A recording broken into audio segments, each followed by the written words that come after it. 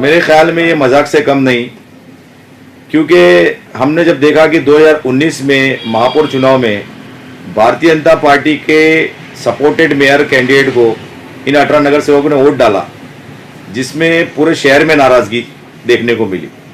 लोग कांग्रेस से नाराज थे। कांग्रेस के लीडरान ने कहा कि नहीं, ये गलत हुआ है। कुछ शोएब गुड्डू ने स्टेटमेंट दिया कि शर्मनाक बात है, और उसके बाद केस लड़ने की बात हुई। तो क्योंकि उनके गढ़ नेता हलीम अंसारी थे, जिन पे इल्जाम था कि दोनों फरीक को उन्होंने व्हिप जारी किया। 18 नगर सेवक बोलते थे कि हमको व्हिप जारी किया विलासर पाटिल को वोट डालने के लिए, और 29 नगर सेवक कहते थे कि हमें व्हिप जारी किया कि पप्पू राका की बेटी ऋषिका पप्पू राका को वोट डाला जाए। लेकिन वोट डाला गया विलासर पाटिल को, भारतीय जनता पार्टी को जिताने के लिए।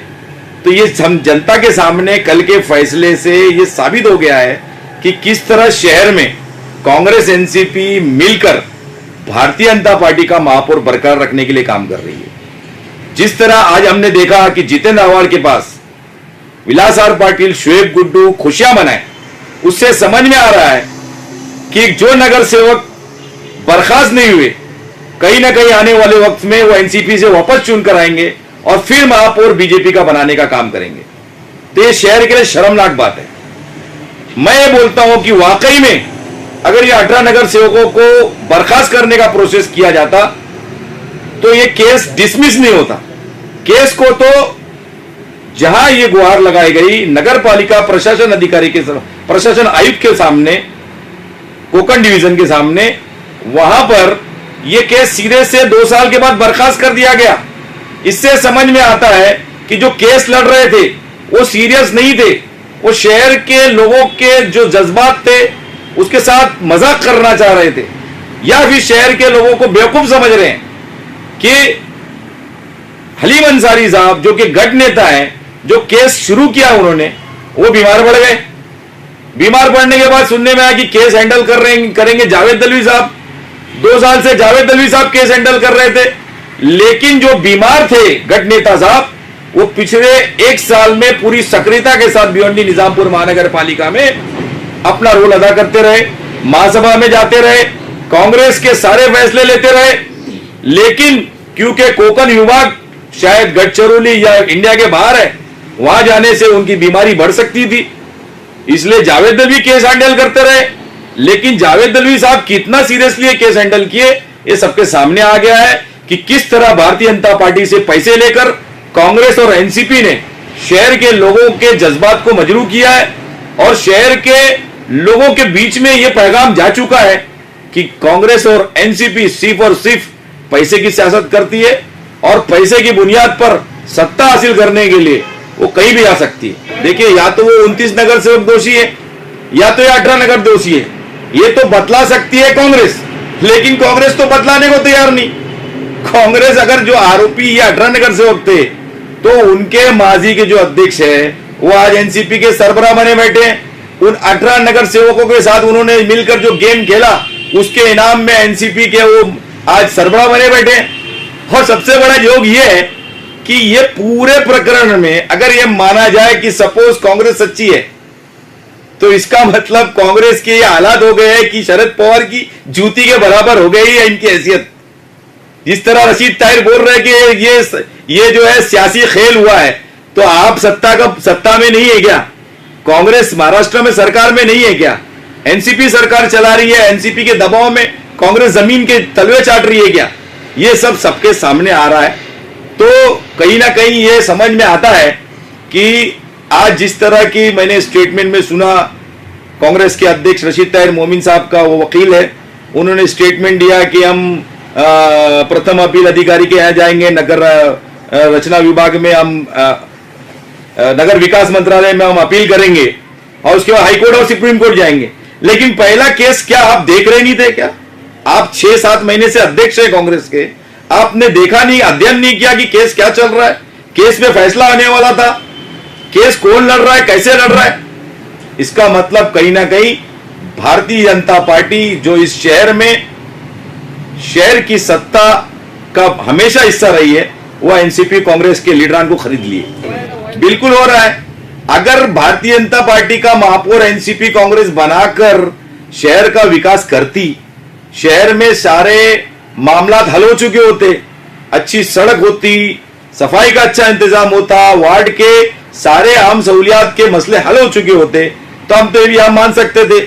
हमारा शहर आज ऐसा लग रहा है कि जो भी डेवलपमेंट के जो भी काम हमारे प्रलंबित है, ऐसा लगता ही नहीं कि महानगर पालिका है, ऐसा लगता ही नहीं कि महानगर पालिका है।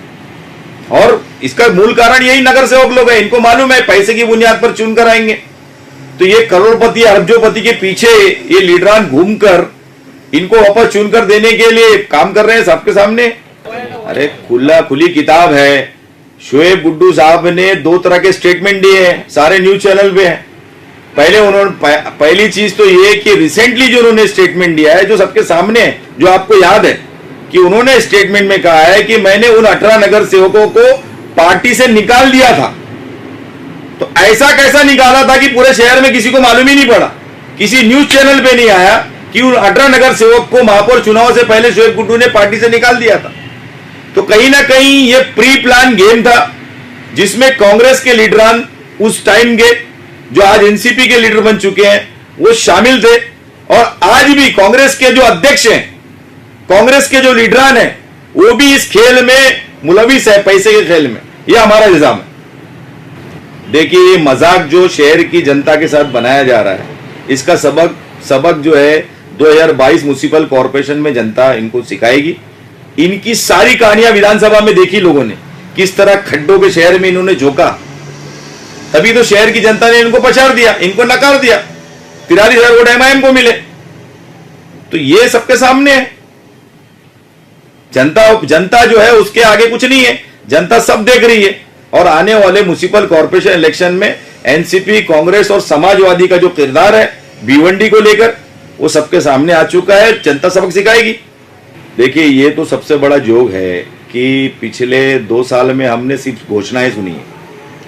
रईस शेख घोषणा पे घोषणा देते आए हैं, और अब जितेंद्र आव्हाड भी भिवंडी में इन्वॉल्व कर रहे हैं, और वो भी घोषणा पे घोषणा दिए जा रहे हैं। मैंने आपके ही चैनल पे सुना था कि आईजीएम हॉस्पिटल का दौरा करने वाले हैं, 2 दिन में दौरा करेंगे, 3 दिन में दौरा करेंगे। अरे उन्हीं की पार्टी के आरोग्य मंत्री है, और आईजीएम हॉस्पिटल की हालत देखिए आप, कि आज भी वहां पर परमानेंटली जो है गायनिकोलॉजिस्ट अपॉइंटमेंट नहीं है। देखिए, ये शहर की जनता को जान लेना चाहिए कि हमको अब भिवंडी शहर में जो काबिल शख्सियत है, जो काबिल लीडरान है, शफाफ छवि है, पढ़े लिखे हैं, शहर के आवाम के मौजू को उठा रहे हैं, या शहर के हित के लिए लड़ सकते हैं, संविधान के दायरे में आपको इंसाफ दिला सकते हैं, ऐसी पॉलिटिकल पार्टी, ऐसे लीडर को चुनकर देना चाहिए। ये मेरा जनता से आग्रह है आपके चैनल के माध्यम से। इसमें देखिए, अन्य पार्टी क्या, ये तो सारी अन्य पार्टियां जो मैं देख रहा हूं कि भिवंडी शहर में एक हमाम में तीनों नंगे। एनसीपी, कांग्रेस और समाजवादी ने 20 साल में लगातार भारतीय जनता पार्टी को महापौर बनाया है, लगातार विलासर पाटिल को वोटिंग किया है, सबके सामने है। कोणार्क की बिल्डिंग में समाजवादी पार्टी को ऑफिस कैसे मिला? कांग्रेस पार्टी ने 18 नगर सेवक रिसेंटली कैसे महापौर बनाए विलासर पाटिल को, जो कि बीजेपी से मिले हुए हैं। बीजेपी आज भी उनके साथ में है, सबके सामने, कोई ढका छुपा थोड़ी है। इसमें कांड होने की अब तो ऐसा लग रहा है कि वो पब्लिक को बेवकूफी समझ लिए, अब तो खुल के सियासत कर रहे हैं ना।